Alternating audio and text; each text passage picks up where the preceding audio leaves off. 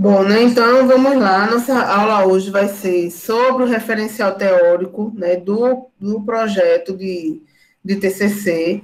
A gente já falou, né, sobre toda a introdução, que renderam para a gente várias aulas, e muitos de vocês estão, assim, bem no caminho, estão bem direcionados, estão fazendo um trabalho, assim, bem bacana.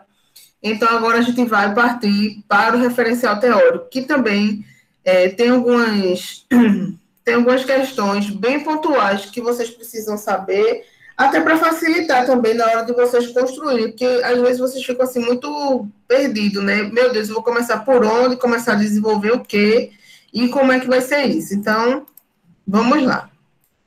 Referencial teórico de uma pesquisa científica.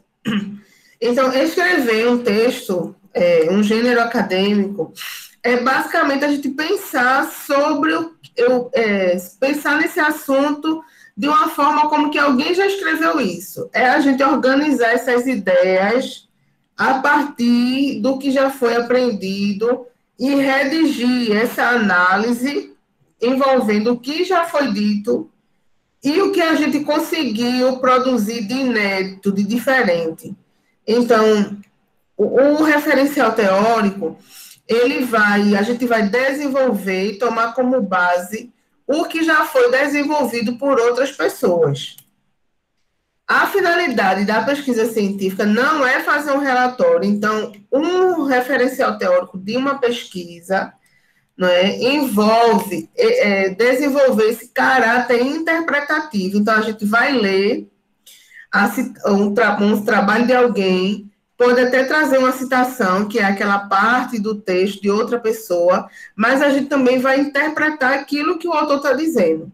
Diferente de um relatório, porque num relatório, normalmente a gente faz uma descrição narrativa, ou seja, eu estou narrando aquilo que aconteceu, estou descrevendo os fatos, descrevendo os dados daquele contexto, sem fazer muita interpretação. Mas no referencial teórico, né, em prol de uma pesquisa científica, não é assim. Por isso que é complexo também, porque a gente precisa ler e entender, né, interpretar o que está ali.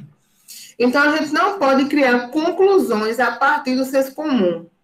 Muitas das vezes, vocês vão escrevendo o texto e vai colocando afirmações que não tem como ser comprovadas, porque ninguém pesquisou ainda, e porque você ainda não conseguiu esses resultados com a sua pesquisa. Então, como é que você pode afirmar uma coisa que não tem comprovação ainda?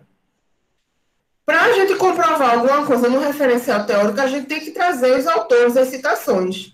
Então, se você está lá desenvolvendo qualquer tipo de parágrafo, a gente não pode afirmar qualquer coisa. A gente sempre tem que colocar como uma possibilidade, como algo que está sendo desenvolvido, construído, apontado por X, Y, Z, mas não fazer, e também não fazer uso do senso comum. Pela experiência que a pessoa tem, a pessoa vai lá e coloca isso acontecia assim, assado. Não, não é. O referencial teórico já está se dizendo, né? Referência teórica. Referência, aquilo que a gente toma como parâmetro, como um guia, como um norte. Então, a gente sempre tem que se basear na opinião de outra pessoa. O que ajuda bastante, né, na construção do texto, porque você fica. Você não tem que desenvolver toda a ideia, você vai se amparar em alguém para desenvolver sua ideia. Isso ajuda bastante também. Então, no referencial teórico, tem-se a apresentação das informações que já foram publicadas, né, pertinente aí ao seu projeto. Se você está falando sobre secretariado remoto, então, quais foram os artigos que já foram publicados nessa temática? Então, essas pesquisas, elas farão parte do seu referencial teórico. Se você está falando sobre a evasão, né? Evasão nos cursos, então, o que é que a gente tem aí de artigos já publicados que fala sobre isso? Tem poucos artigos no secretariado, mas tem. Mas aí você vai para evasão como um todo, para trazer essas referências, o que é que se entende por evasão na universidade pública, quais são as variáveis que existem na questão da evasão, por que os alunos se evadem de um curso, Então, você vai trazer essa discussão, trazer vários autores, cada um trazendo sua opinião, para, no final das contas, quando você chegar nos resultados, você ter força e embasamento teórico para discutir e interpretar os seus dados. No referencial teórico, não basta apenas reunir as informações. A gente tem que analisar o que foi que o autor falou, a gente tem que fazer uma crítica. Então, às vezes, a gente pode encontrar um texto que a pessoa diz uma coisa e que um outro autor discorda e você concorda com esse outro autor. Aí você não coloca a sua opinião direta, você traz a informação do outro autor que discorda, e aí, na opinião dele, você coloca a sua. Então, a gente vai examinar criticamente essa opinião. A gente vai retirar dessas citações, desses artigos, o que são de mais interessante, o que é mais esclarecedor, para aí a gente ir ali construir nosso texto. Normalmente, a gente começa, né, alguns artigos começam falando do secretariado, aquela história, né, lá do passado, como surgiu, e às vezes, na maioria das vezes, essa parte ela não tem tanto impacto para a sua pesquisa, ela às vezes não tem contribuição nenhuma. Mas aí alguns de vocês querem colocar, porque talvez seja algo que vocês tenham muita familiaridade, porque passa o curso todo ouvindo sobre isso, se sente mais confortável. Por quê? Para desenvolver um referencial teórico, precisa-se de leitura, né? Se precisa de leitura, precisa estudar, precisa buscar outros artigos, e isso dá trabalho. Então, vocês querem ir num campo mais confortável, alguns, né? Não são todos, querem ir num campo mais confortável e trazer a história do secretariado, aí enche ali 2, 3 páginas, mas que não está trazendo contribuição para o seu trabalho. Então, é preciso fazer essa análise e ir direto ao ponto. Eu tinha dado uma dica na aula retrasada, quando a gente falou sobre os objetivos, e essa era mais uma dica de ouro, e eu vou repetir, porque certamente, olha, eu não posso afirmar que vocês não lembram. Eu posso afirmar? Não, não posso, a menos que eu faça aqui agora um enquete. Vocês lembram? Então, se todos vocês disserem que não lembram, aí sim é que eu posso afirmar. Vocês não lembram da dica de ouro número 3, por isso eu vou ter que falar.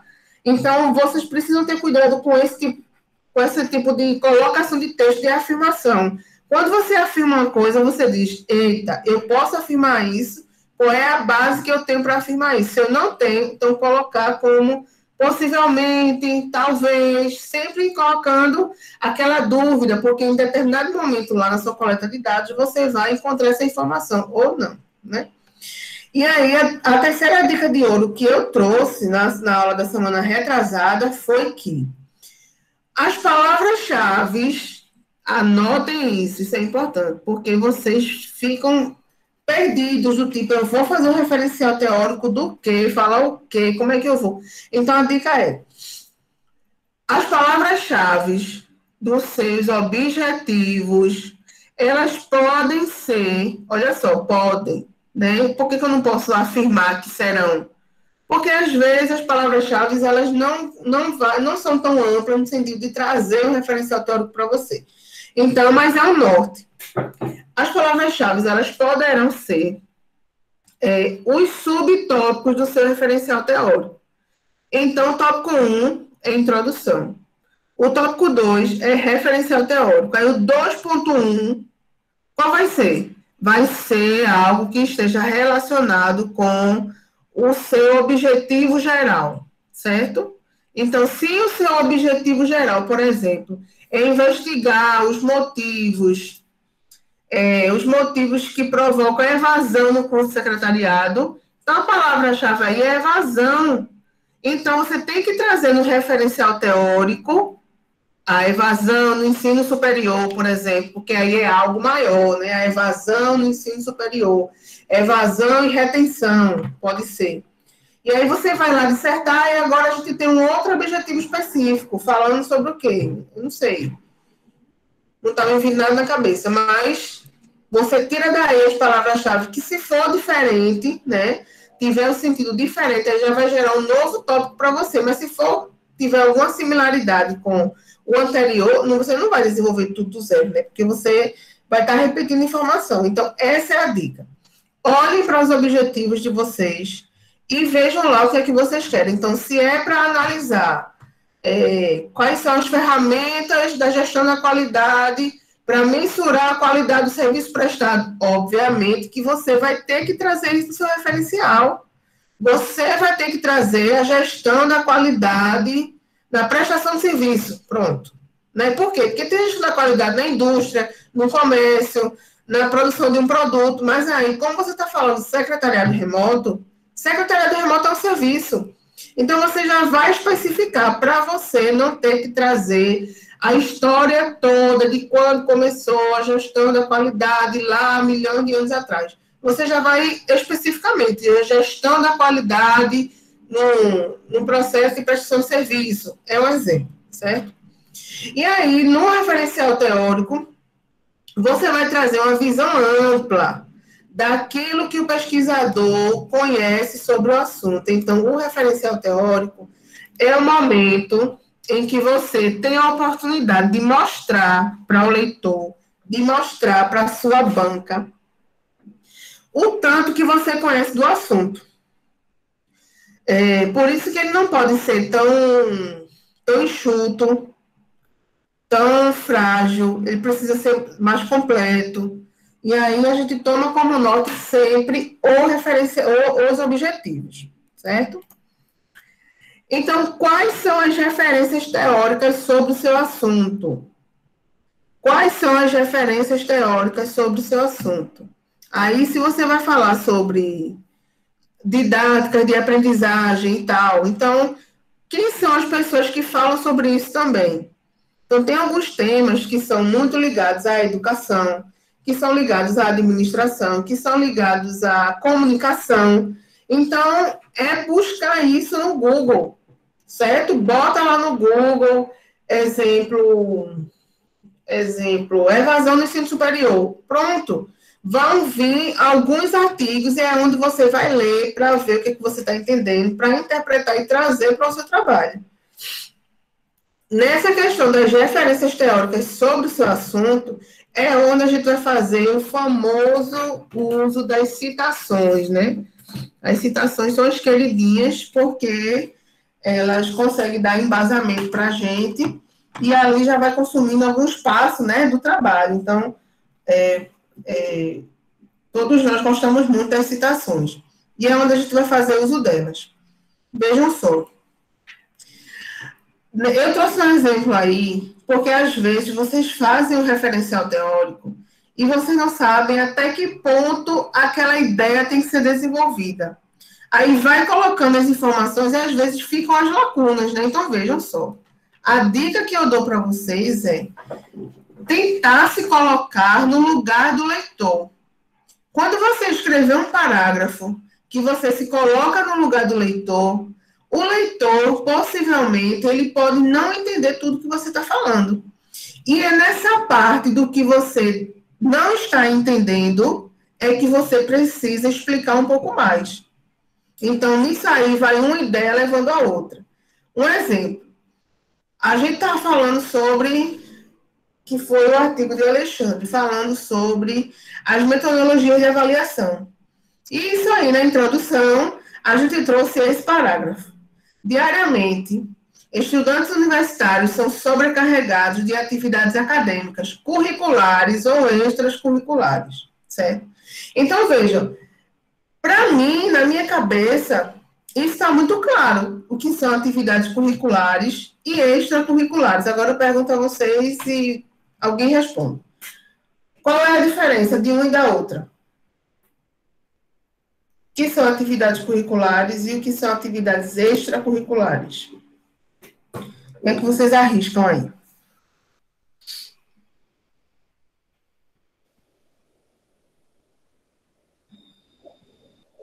Vou arriscar. Diga, Meu querida, Deus. diga.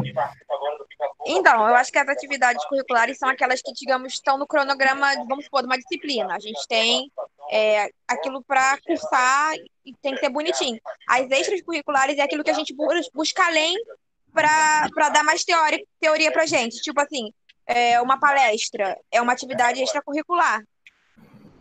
Tô correta? Arrasou, arrasou, Tayane, isso aí.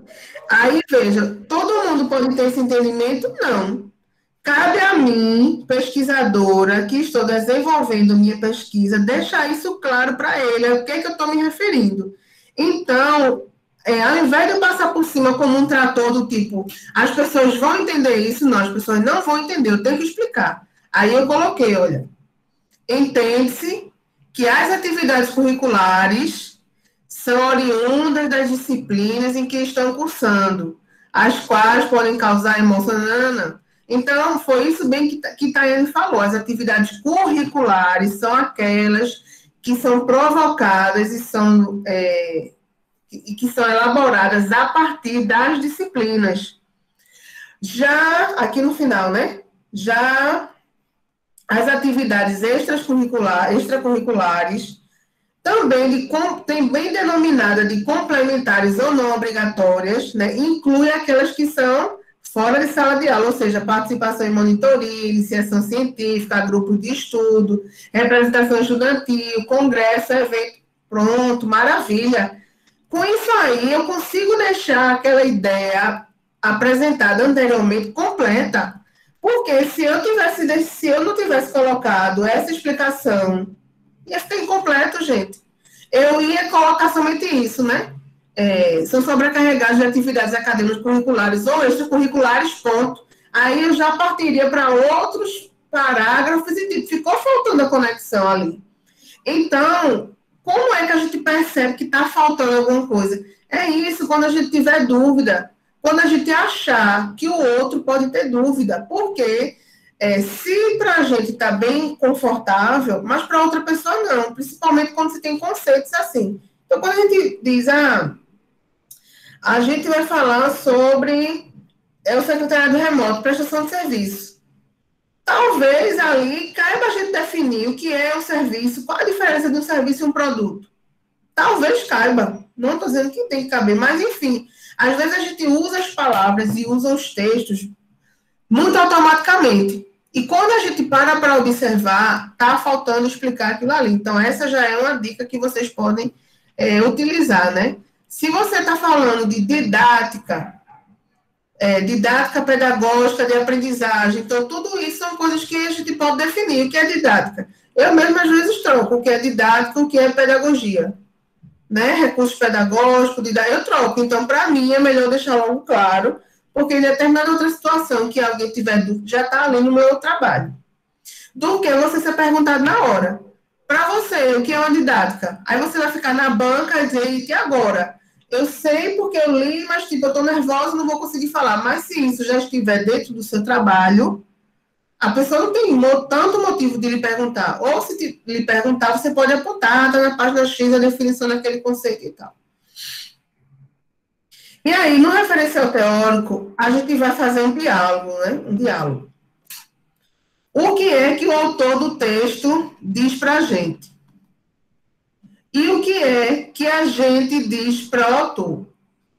Um diálogo.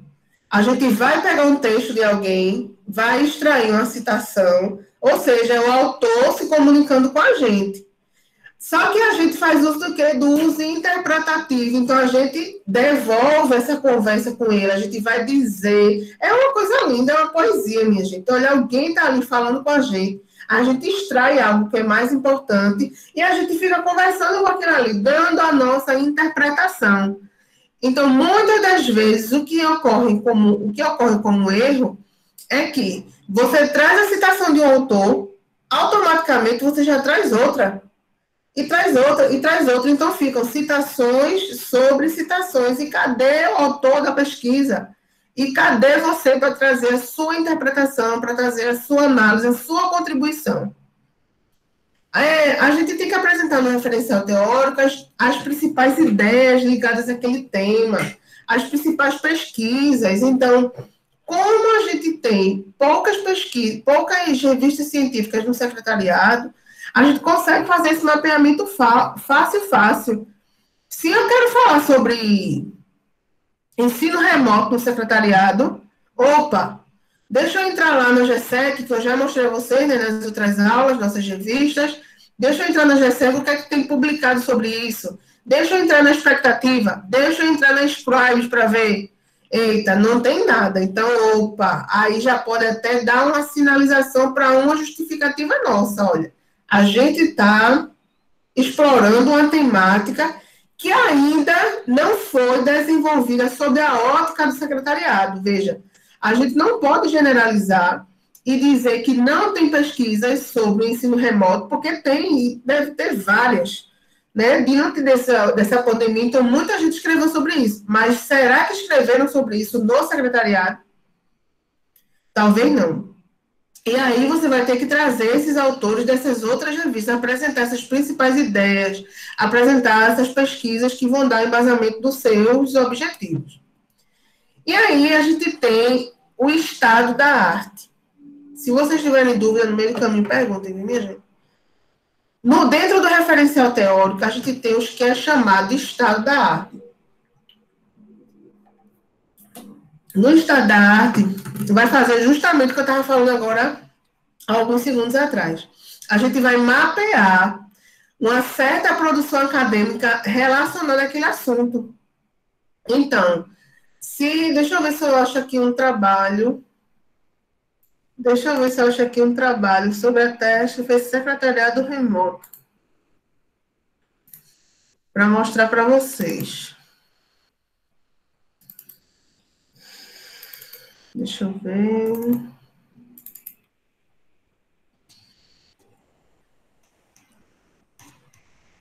Deixa eu ver.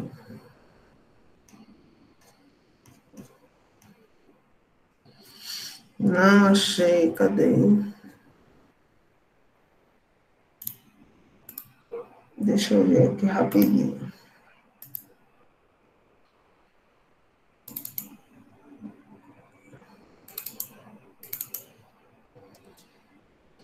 Novas formas.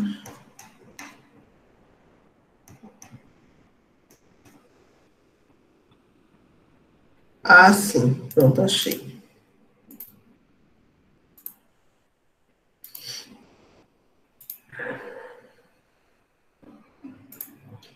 Vejam só no artigo aqui que a gente fez falando sobre estudos, olha o título do quadro. Estudos teóricos empíricos relacionados ao secretariado remoto. Esses artigos foram encontrados nas nossas revistas. E aí, o que a gente fez? A gente fez um quadro de estado da arte. O que é o estado da arte? É justamente o estado, as publicações que já foram feitas em relação a esse assunto. Então, a gente colocamos por ordem cronológica, e aí pegamos todos os trabalhos que falavam sobre o secretariado remoto. Gente, olha, esse quadro é o queridinho das revistas, é o queridinho das bancas, porque mostra o quanto que você foi cuidadoso para buscar esses artigos. Então, a gente pegou Barros et al., pronto. O que é que Barros fala sobre o secretariado remoto? Aí a gente trouxe o objetivo de cada trabalho e o contexto em que foi investigado e a principal conclusão. Então, a gente trouxe Barros, Paz et al., Marreiros, Valério, Oliveira. Vejam só quantos artigos. Teoricamente não são muitos, né? Mas para algumas outras pesquisas são. Então, a gente fez todo esse mapeamento para dizer, então, quando a pessoa quer, eita, aquele artigo, né, vai lembrar, aquele artigo lá, daqueles autores, eles encontraram, fizeram um mapeamento de tudo que já foi publicado no secretariado, sobre o secretariado remoto. E aí eles vêm ler aqui, mas eu quero ler esse trabalho completo. Só é vir nas referências. Então, ao invés da pessoa estar aí escavacando, fazendo o trabalho que o outro fez, a gente vai vir aqui, diretamente nas referências e vai acessar o trabalho. Então, esse estado da arte é muito importante. E, se eu fosse vocês, eu tentaria fazer isso. Muito legal, né, Bruna, esse trabalho? Eu tenho esse trabalho Inclusive, eu até mandei para você, né, uma referência, porque, inclusive, esse trabalho, esse outro trabalho, ele vai na contramão, né? Foi um trabalho que foi publicado sobre o secretariado remoto agora, e por incrível que pareça, ele não cita nenhum artigo da área. Nenhum. Ele é perfeito, Belle. Foi um dos primeiros que eu encontrei. Quando eu vi o nome dos autores, eu fiquei, Cibele, meu Deus! Perfeito. E Jennifer foi aluna minha, aluna de TCC, viu? Então, e assim, diante dessa questão dos escritórios virtuais, a gente quis trazer sobre uma nova perspectiva de uma nova forma organizacional. E lá vem uma teoria da administração que a gente trouxe para dentro do trabalho. E a gente fez esse mapeamento, que foi muito legal. E que, inclusive, a gente fez um outro artigo, mas eu não fiz esse estado da arte aí, não.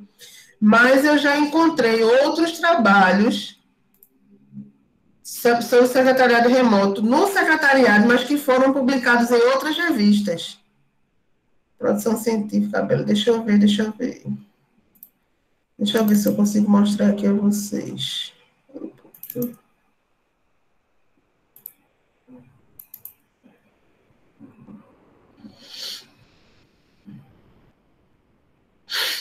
Nomenclaturas. Tem que encontrar o diferencial. Deixa eu ver aqui.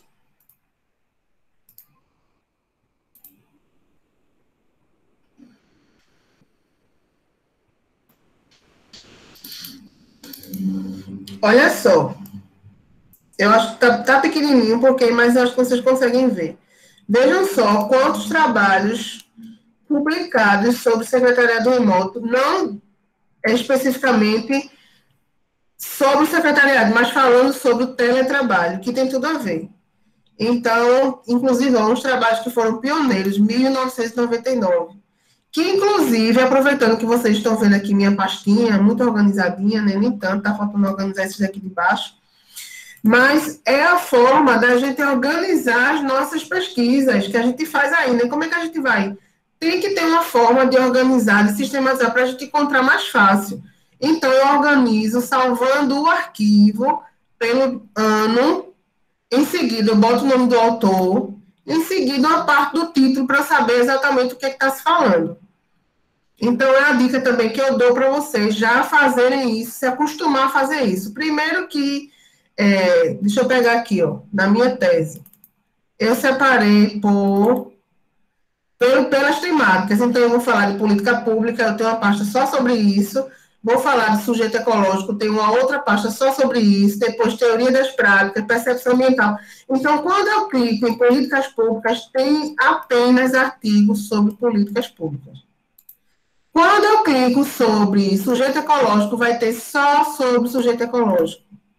Então, isso ajuda a gente a organizar as ideias, porque quando a gente para fazer um artigo científico, um projeto, não é toda hora que a gente vai escrever sobre tudo, não é toda hora que eu vou falar secretariado remoto, gestão da qualidade, não é toda hora. Uma hora eu vou parar para falar só sobre secretariado remoto.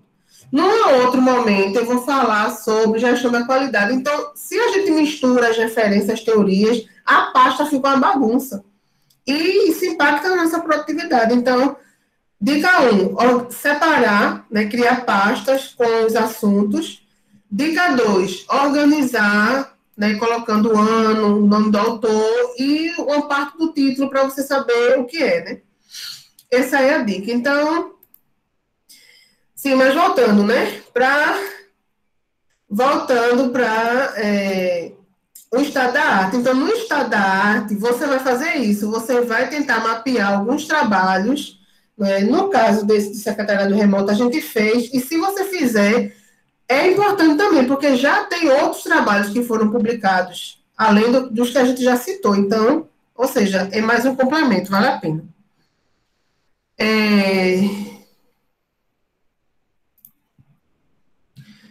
E aí, no estado da arte, você vai trazer o conhecimento de determinada área, seja ela total ou seja parcial.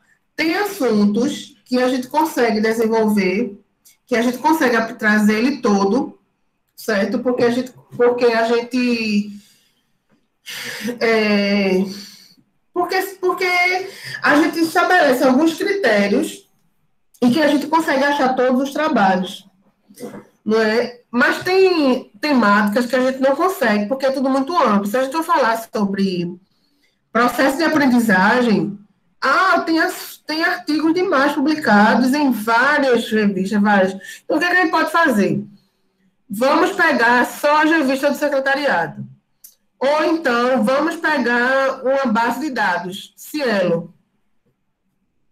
Ou então, vamos pegar periódico CAPES. Se vocês botarem no Google, Cielo, é uma base de dados que vai vir um monte de artigos. Você coloca lá na palavra de busca, né? Evasão no ensino superior, aprendizagem, uso de filmes, alguma coisa assim, vai vir vários artigos. Ou então, você pode utilizar o periódico CAPES, que também é uma outra base de dados que tem vários artigos. Então, é definir um critério. Ou então, só as revistas do secretariado, entendeu? A expectativa, a GSEC, a Scribes e tal. Aí, pronto, daí é outro, né? Esse quadro teórico, que a gente traz esse quadro teórico, como eu já mostrei para vocês, e para fazer essa estado da arte daquele determinado assunto. Então, aquele outro artigo que eu mostrei, ele falava sobre os artigos do secretariado remoto como um todo. Esse quadro teórico, não. Ele já é mais específico. A gente traz aqui nele o quê? Categoria de serviço. Então, de todos aqueles artigos lá, apenas esses 4 é que fala sobre categoria de serviço. Os outros não. Então, a gente ainda mapeou, trazendo os artigos. Barros fala sobre o quê? Barros conseguiu mapear os serviços administrativo, financeiro, não. Mendonça Campos e Souza aumentou ainda mais esse leque. Além dos que estavam aqui em cima, incluiu redação de texto, incluiu coleta de informação. Silva et al. Já trouxe outra categoria, tarefas burocráticas, serviço de varejo e tal. Paz e Santiago, trouxemos outras categorias. E um que a gente fez agora em 2020, e que a gente, inclusive, ele foi até aprovado na expectativa também, mas, por estratégia, a gente não deixou publicar ele agora em 2020 e deixamos para publicar ele em 2021. Por quê? Porque a gente já está com publicação em 2020 e um monte de publicação em capítulo de livro, então não é interessante para a gente mais uma publicação em 2020.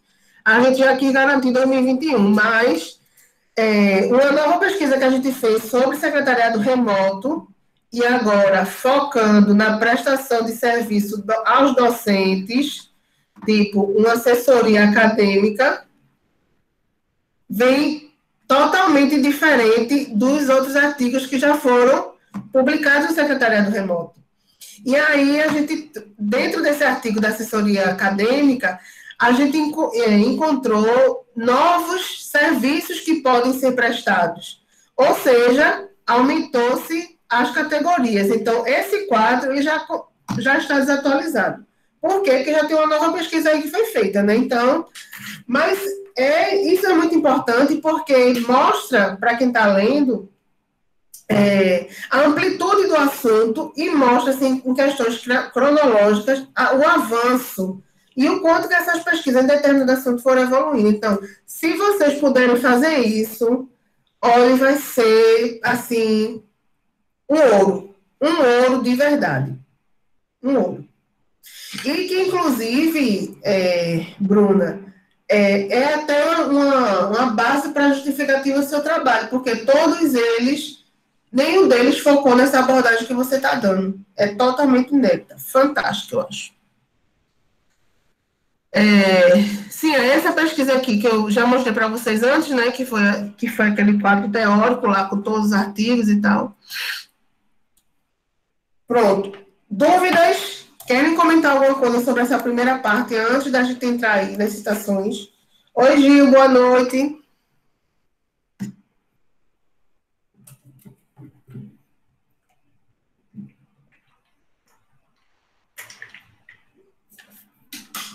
Querem comentar alguma coisa a mais ou não? Então, vamos seguir o baile, né? Bom, as citações são as queridinhas, né? Como eu já disse. E as citações, elas são normatizadas pela ABNT 60/2018. Inclusive, ó, eu trouxe aqui para vocês, ela está atualizada, a norma atualizada agora, 2018. Vou colocar também lá no SIGA, porque vocês vão ter acesso a ela completinha aqui, certo? E aqui ela vai ensinando tudo, como você fazer a citação. Deixa eu ver aqui.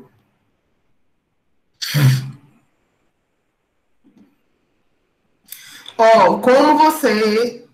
Ela traz modelos de citação, de referências, né? Então, como você vai fazer citação de monografia, de livro, de artigo, de CD, de algo no meio eletrônico. Então, eu vou compartilhar para vocês darem uma olhadinha.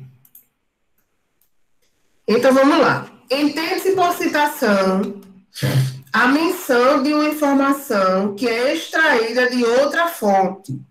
Então, fazer citação é eu pegar o texto que Tayane publicou, Tayane pesquisou, né? Publicou lá o artigo dela, já está acessível para todo mundo, e eu gostei daquilo que Tayane falou, então eu vou pegar aquela informação e vou trazer para o meu trabalho, obviamente, citando a fonte, por isso que é citação, citando a fonte, citando de quem veio, de Tayane, né, que vamos pegar o sobrenome dela.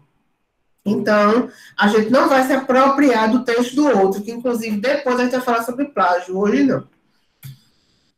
Então, tipos de citações. Primeiro, citação normal, que é o que eu acabei de falar, certo? Que é aquele texto que é de outra pessoa e eu vou trazer para dentro do meu texto.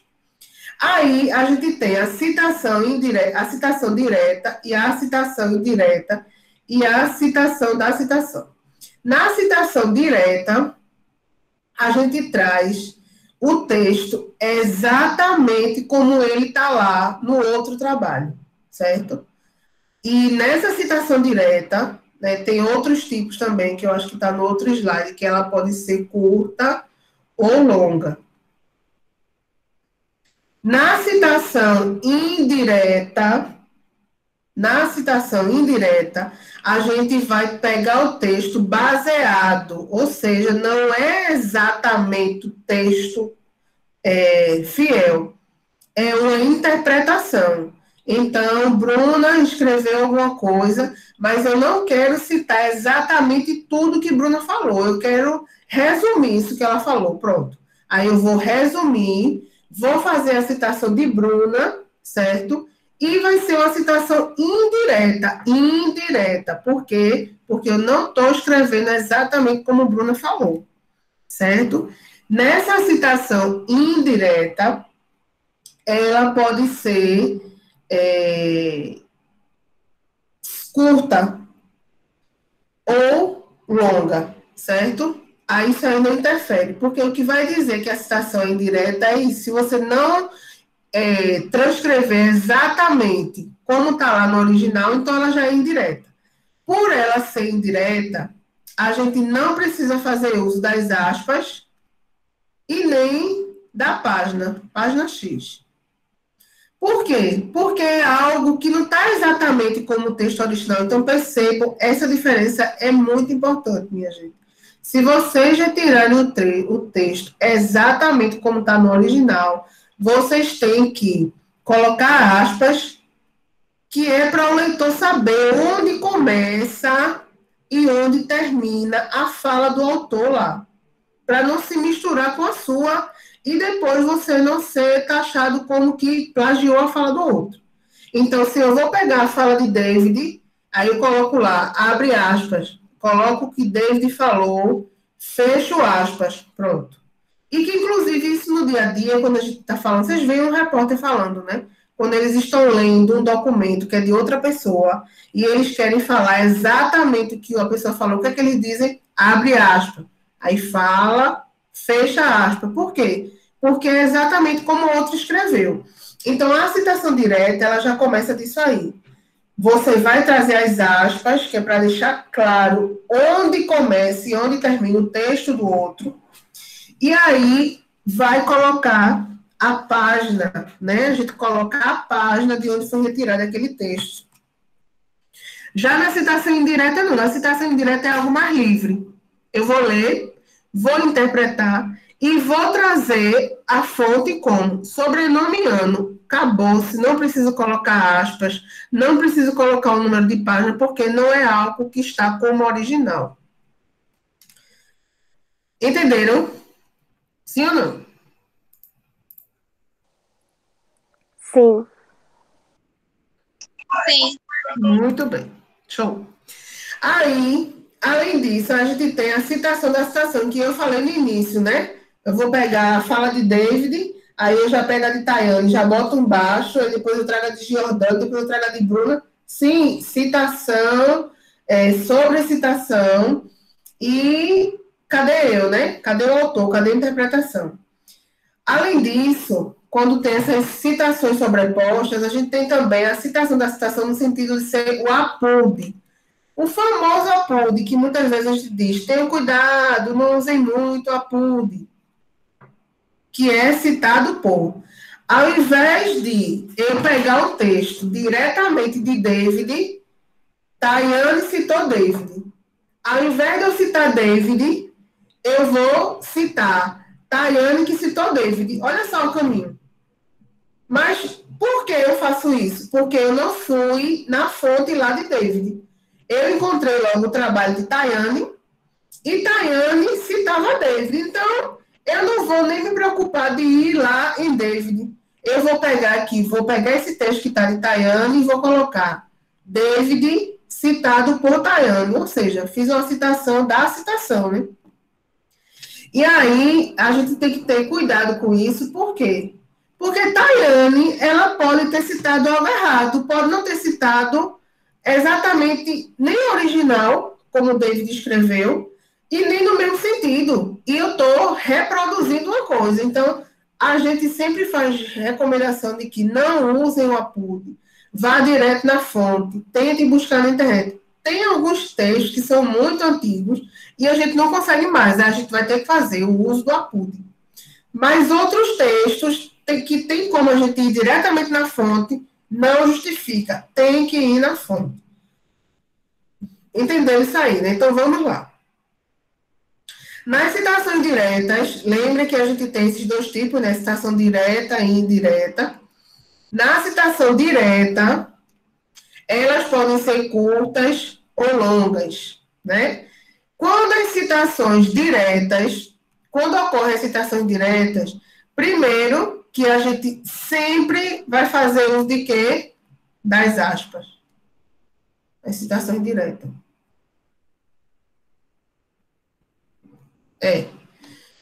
Principalmente quando ela for curta. Quando ela for longa, não tem aspa. Por quê? No lugar da aspa, fica o recuo. É muito detalhezinho a BNT, mas é algo que é imprescindível, vocês não podem deixar de fazer. Porque, inclusive, quando um texto ele é recuado, ele é destacado. Isso chama a atenção da gente que está lendo. Então, se isso não estiver correto, a gente está chamando a atenção para algo que está errado. E, minha gente, tem que ser sincera com vocês. Alguns professores vão para a banca, eles não leem o trabalho.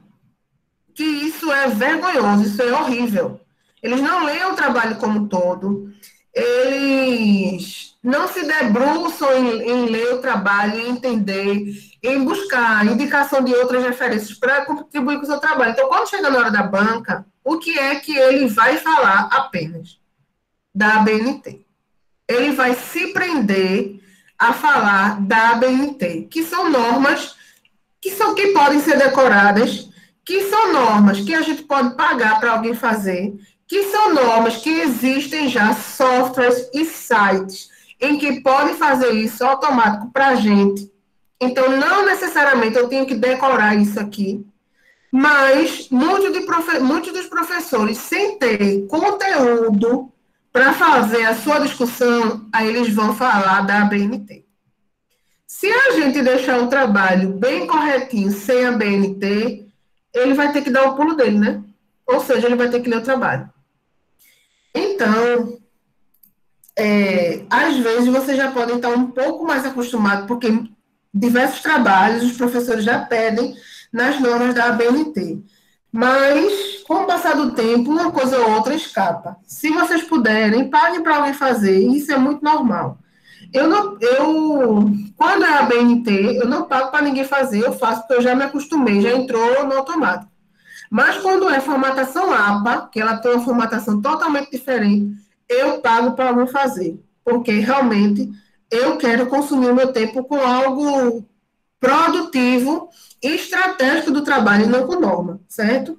Mas o aluno de graduação tem que se sujeitar a isso e fazer, ou mandar alguém fazer, certo? Então, são muitos detalhezinhos, mas que vocês já tiram, já conseguem, né, tirar de letra algumas coisas, porque pelo que vocês me enviaram, eu já consegui ver que alguns já fazem isso direitinho. Então, preste atenção. Na citação direta, a gente precisa identificar onde começa e onde termina o texto da pessoa. Se ela é uma citação curta, e o que quer dizer uma citação curta? Até 3 linhas. Ela vem dentro do texto, separada por aspas. Mas se ela é uma citação longa, ou seja, mais de 3 linhas, aí ela tem que sair do texto, ficar recuada à direita, certo? Aí, automaticamente, a gente vai diminuir o tamanho da fonte, o espaçamento é simples, já tem uma formatação diferente para as citações que são diretas longas, né? Por exemplo, no caso da APA, não se conta pelas linhas, se conta pelas palavras. Então, até 40 palavras é citação curta. Então, é diferente, mas na ABNT não. E detalhe, quando a gente faz a citação, para saber se tem 3 linhas, se não tem, às vezes vai ter um parágrafo, uma citação, que ela está no tamanho 12. Então, no tamanho 12, ela dá 3 linhas. No tamanho 10, quando a gente recuar, ela não dá mais 3 linhas. Vai ficar menor, vai ficar menos do que 3 linhas. Ou seja, então ela não vai ser uma citação longa, ela vai ter que ser uma curta. Uma citação curta de 4 linhas, porque quando a gente formata para 3 linhas, que é o tamanho 10, aí não fica em 3, fica em menos, né? Enfim. Então, eu espero que vocês tenham entendido, certo? Citação direta, curta, tem que ter as aspas para indicar onde é que começa ou termina o texto, e aí ela tem que ter até três linhas, ela fica dentro do texto todo lá no parágrafo. Se ela for longa, tiver mais de 3 linhas, então ela tem que sair daquele texto, ser recuada à direita 4 centímetros, o tamanho da fonte tem que ser 10 e o espaçamento simples. Ainda que o seu trabalho ele tem um espaçamento todo 1,5, as citações elas têm um tamanho menor. Exemplo, vamos logo aí agora esse exemplo, eu quero que vocês me digam que tipo de citação é essa. Primeiro, olha esse parágrafo aí, Oliveira, 2011, página 52. Nessa linha, afirma que a assessoria realiza estudos, desenvolve e recomenda padrões de organizações, das atividades da empresa, relatando, fecha aspas. Então, que tipo de citação é essa? Direta ou indireta?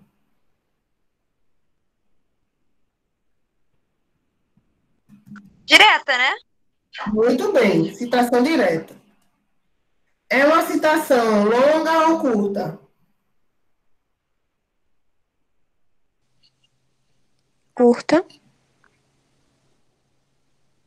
Curta, muito bem. Por isso ela está dentro do texto. E aí, se a gente for contar as linhas, a gente tem uma linha, 2 linhas, 3 linhas, isso aqui passou para 3 linhas e pouca. Então, teoricamente, ela seria uma citação longa, né? Só que aqui é tamanho 12. Quando a gente reduzir para tamanho 10, que é a citação longa recuada, ela não fica com mais de 3 linhas, ela fica até 3 linhas, então é dentro do texto e é curta. A gente coloca a aspa, que é para indicar que é uma citação direta, que está exatamente como a Oliveira falou, E, logicamente, a gente tem que colocar a página.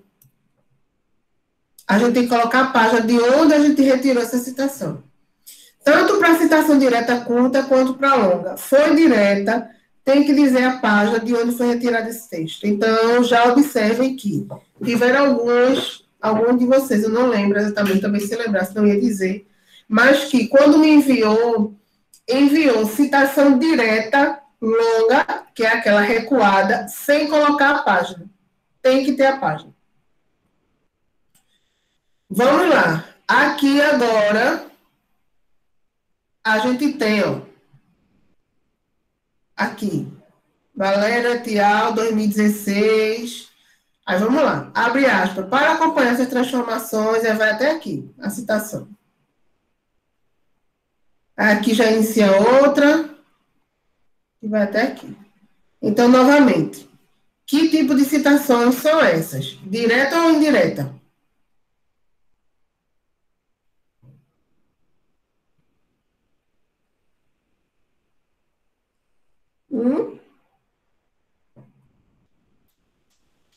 Confiem no instinto de vocês. Não tenham medo. Ela também é direta, não? Isso, Tayane. Ela também é direta. Citação curta, dentro do texto, acompanhada das aspas, ó, para a gente dizer onde começa e onde termina. Tem a página, porque a direta tem que ter. E esse et al. É um complemento aqui, né? Ou seja, quando a gente tem a partir de 3, 4, 5, 6 autores, a gente não coloca todo mundo. A gente coloca Valério, et al., ou seja, e todos. Mas, enfim. E aqui também, né? Citação direta. Olha aqui a página, olha aqui as aspas. Citação curta. Parece que ela é longa, mas não é, ela é curta. Aqui a gente já tem mais um outro modelo, né? Que é a citação direta, longa. Porque mais de 3 linhas. 1, 2, 3, 4, 5 linhas. Então, ela vem recuada do texto, ó, tá vendo? Recuada, separada, até 4 centímetros. E pronto. Tamanho 10, fonte 10, que é menor que o texto original. E espaçamento simples, sem espaçamento nenhum. Então, essa daqui é diferente das outras. Essa é uma citação direta, longa, né? Que ela é recuada, 4 centímetros, tamanho 10. Aqui embaixo, preste atenção, a gente tem o que aí? Que tipo de citação é essa? Desse parágrafo aqui?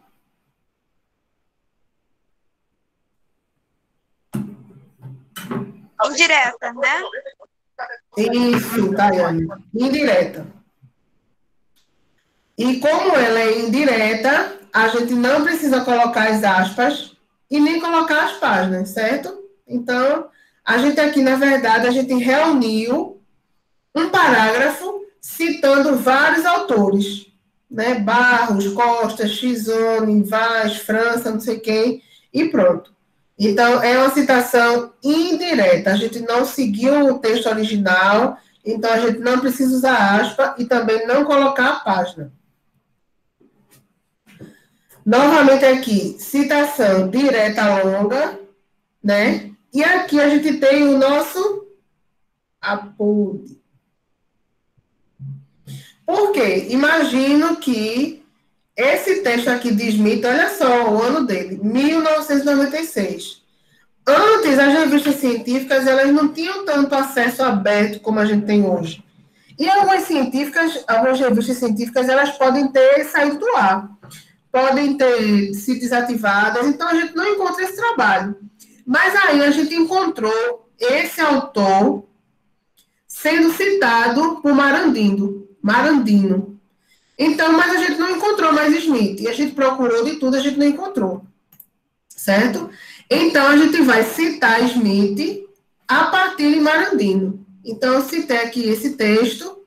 Esse texto de quem? De Smith, 96, que foi citado por Marandino 2017.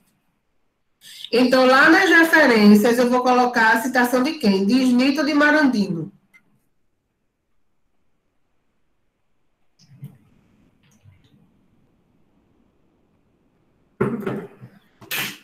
Hein? Eu faço uma PUD e lá nas referências eu coloco a referência de quem? De Smith ou de Marandino? De Marandinho. Muito bem, show de bola, é isso aí. Por quê? Porque a gente nem encontrou Smith em canto nenhum. Como é que eu vou fazer a referência de Smith? Não tem como. Se eu conseguisse achar Smith, eu citaria diretamente ele, sem o Marandino. Mas, como eu não achei, então eu estou citando Marandino, e aí eu vou colocar Marandino nas referências. Show de bola, arrasado. E aí, entenderam, né? O que foi que você entendeu de citação? Alguém quer falar alguma coisa?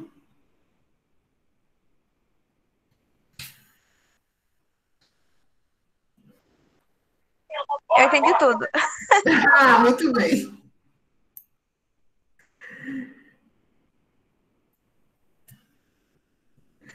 Muito bem.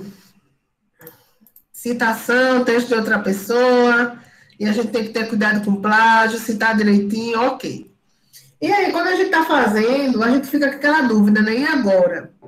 Como é que, de fato, eu vou introduzir um parágrafo? Eu trouxe até essa imagem de um perfil no Instagram, que, inclusive, recomendo vocês seguirem, se vocês não seguem ainda.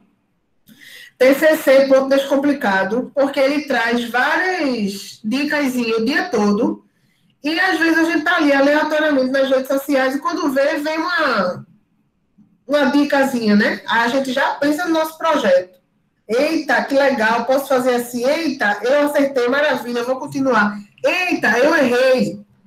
Então, eu sigo várias páginas de perfil de pesquisa, porque a gente sempre está aprendendo, e algumas normas mudam drasticamente, então eles já divulgam que mudou. Então, siga esse perfil, bem interessante. Quando a gente vai fazer a citação de um autor, como é que a gente pode introduzir diretamente ele no texto? Então, tem algumas formas, né? O autor X, né? Aí veja o que eu pergunto para vocês. Se ele está colocando assim, ó, ele está fazendo uma citação direta ou indireta? Direta. Show de bola. Uma citação direta. Tem o autor X, tem o ano, tem a página e as aspas. Então, o autor X afirma aqui. O autor Y menciona. O autor W indica que Vasconcelos, né, que ele já retirou isso, Vasconcelos postula aqui. Então, são várias formas para diversificar e não ficar aquela coisa repetida no texto, nem cansativa. Lucchesi, ano X e página Y, define atividade curricular como, define evasão como isso, define secretariado remoto como aquilo, certo?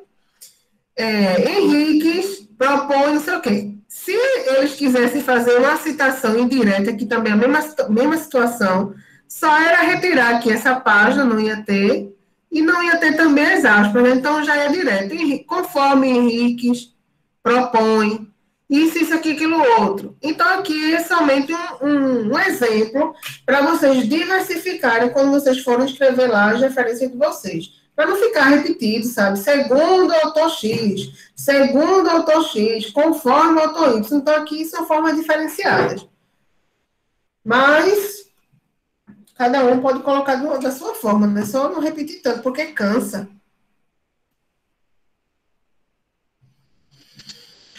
Certo? Aí, eu trago para vocês uma outra informação importante. Evitar fazer citações de trechos de sites. Site jornalístico, por exemplo. As revistas científicas, não. Das revistas científicas, vocês devem citá-las, com certeza. Porque dificilmente uma revista ela sai do ar. Ainda quando essa revista, ela deixa de publicar seus números, mas os números antigos, elas ficam lá, hospedados. Então, a gente sempre vai encontrar. Nessas últimas décadas, 2000 para cá, é que isso está muito mais fácil, muito aberto. Antes, a gente não tinha tanto acesso às revistas científicas, muitas delas eram pagas. Hoje não, hoje há um movimento aí muito grande do sistema de avaliação CAPES e tudo mais, de dar uma nota maior para os periódicos que são mais abertos. Então, tem acesso direto sem precisar pagar, aceita submissão de trabalho sem precisar pagar.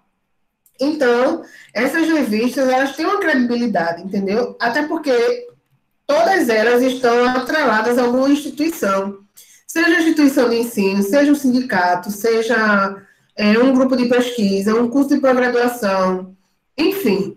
Diferentemente desses sites jornalísticos, que cada um cria o seu site, cria o seu blog, fala o que quer, não tem comprovação científica e nem veracidade das informações.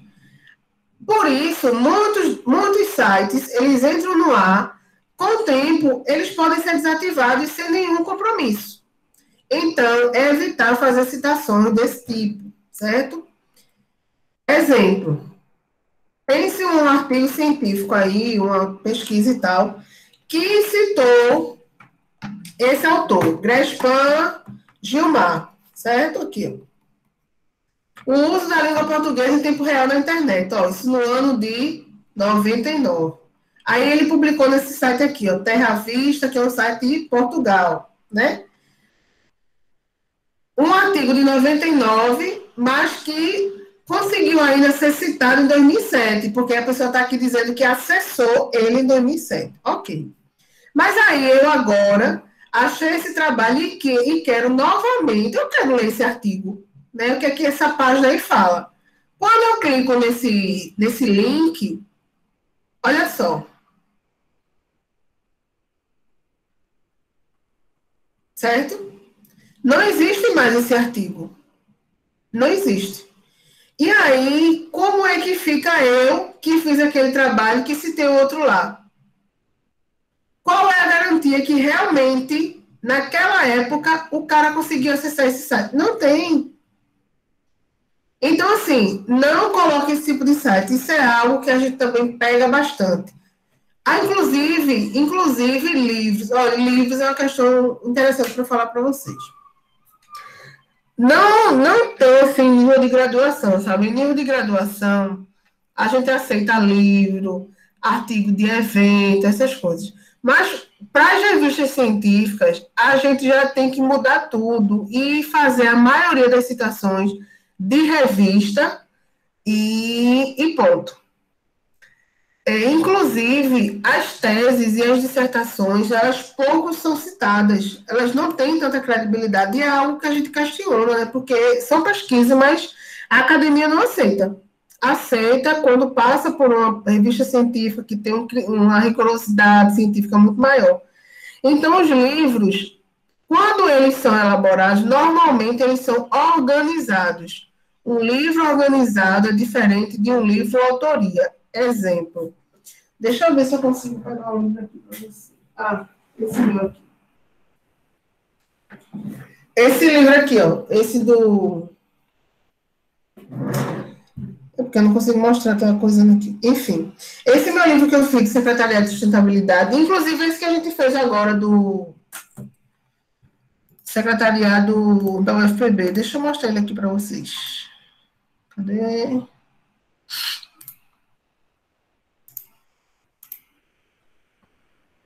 Deixa eu ver ele aqui. Livros. Pronto. Tá vendo esse livro aí, né? Que, inclusive, a gente, né, já recebeu ele e tal. Foi de produto TCC. Aí a gente tem aqui embaixo o nome dos autores. E a gente tem, ó, organizadores. Quem foi? Eu, José e Norberto, fomos organizadores. Ou seja, a gente organizou esta obra. A gente não elaborou tudo que está nesse livro, a gente organizou ela. No que a gente organizou ela, a gente publicou o edital, recebemos os artigos, e esses artigos foram de quem? De várias pessoas. Olha aqui. Certo? Cada artigo desse aqui, ele passou por uma avaliação. No mínimo, 2 pessoas avaliaram esse trabalho. Se as 2 pessoas que avaliaram aprovou o trabalho, ele está aqui. Mas aconteceu de uma pessoa aprovar e outra pessoa reprovar, a gente teve que mandar para uma terceira pessoa que aprovou. Por isso que ele está aqui. Porque se ela tivesse reprovado, no desempate estaria fora. Mas aí tem alguns livros que não têm todo esse processo de avaliação, então fica algo duvidoso. Então, às vezes, a gente não quer muito utilizar, explorar isso em vocês na graduação, porque como o foco da gente é submeter os artigos e os TCCs para as revistas científicas, então a gente não quer que vocês tenham retrabalho, nem a gente quer ter retrabalho. Por isso que a gente só orienta mais vocês a utilizarem os artigos. Nem sua maioria. Não quer dizer que vocês não vão usar o livro. Usem, mas comedidamente. Não tenham eles como 90% das suas referências é de livro. Não. Tenha 90% das suas referências de revista científica, certo? Querem comentar alguma coisa sobre isso?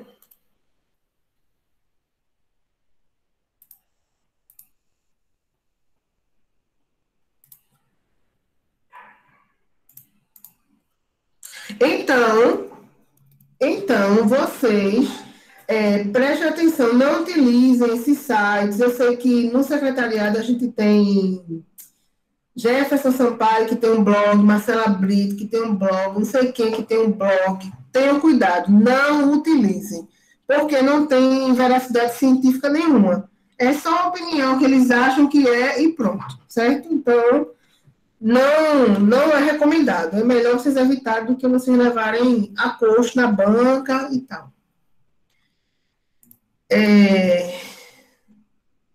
Eu acho que eu tinha falado, mas eu vou falar hoje. Eu pensei que eu já tivesse falado na aula da semana retrasada. Então, vejam, como que a gente vai definir os tópicos e os subtópicos do referencial teórico, né? Que essa foi a dica de ouro que eu estava falando, a dica de ouro número 3.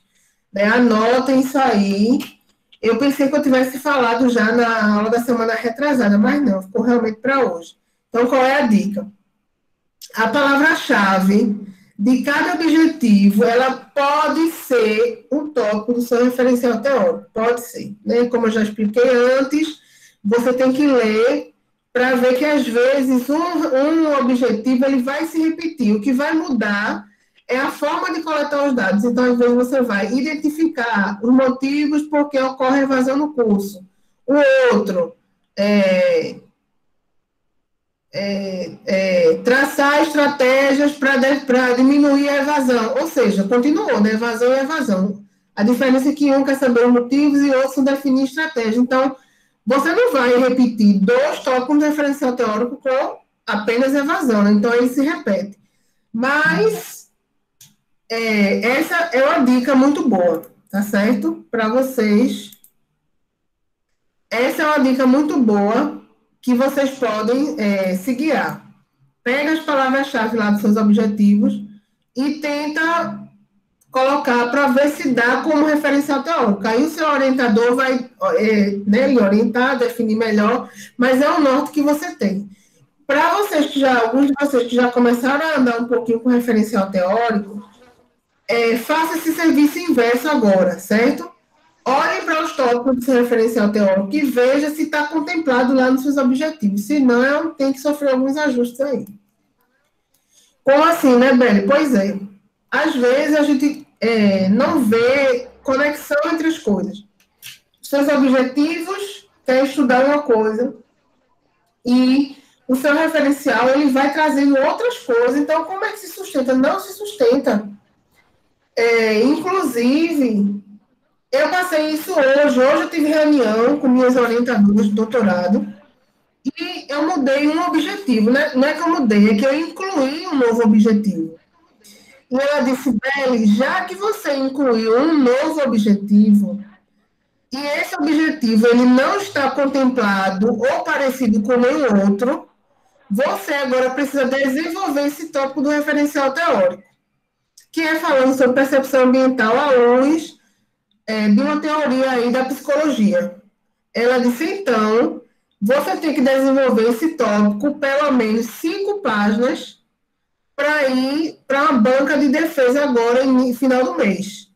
Fora as outras coisas que eu tenho que ajustar no meu projeto. Mas para vocês verem que isso é vida real. E eu disse, caraca, que merda, se eu soubesse, não tinha incluído esse objetivo, deixava ele para depois, porque agora eu tenho um mês para resolver vários problemas no meu projeto e ainda desenvolver um tópico do zero e relacionar esse assunto que eu quero com uma teoria da psicologia que eu também não tenho um entendimento, estou estudando ainda, ou seja, peguei em bomba, né? Por quê? Porque eu incluí um objetivo sobre isso. E ela disse, você não tem como ir para uma defesa querendo esse objetivo sem trazer o referencial teórico desse objetivo. Então, tem tudo a ver. E é a mesma dica que eu dou para vocês. Peguem os objetivos, vejam as palavras-chave, vejam o que é que cabe para definir o norte do seu referencial teórico. Pronto. Essa é a hora que a gente, né, termina aqui e deixa esse espaço para vocês pensarem no referencial teórico de vocês, pensarem nos objetivos que vocês têm e praticar. Como eu tinha falado no início da aula, que a gente concordou aqui, a gente vai, né, prorrogar esse prazo para vocês enviarem novamente a introdução até o dia 5 de novembro. Vai ter o feriado aí, quem for para a praia vai, quem não for vai trabalhar e estudar, né?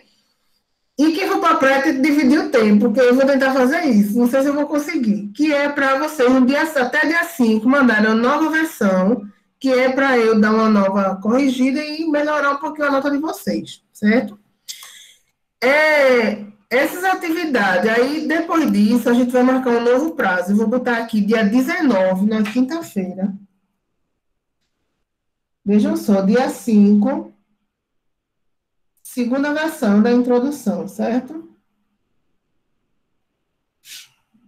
E dia 19, primeira versão do referencial teórico.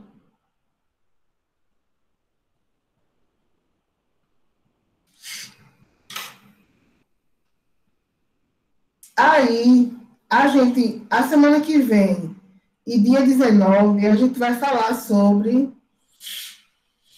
metodologia, né?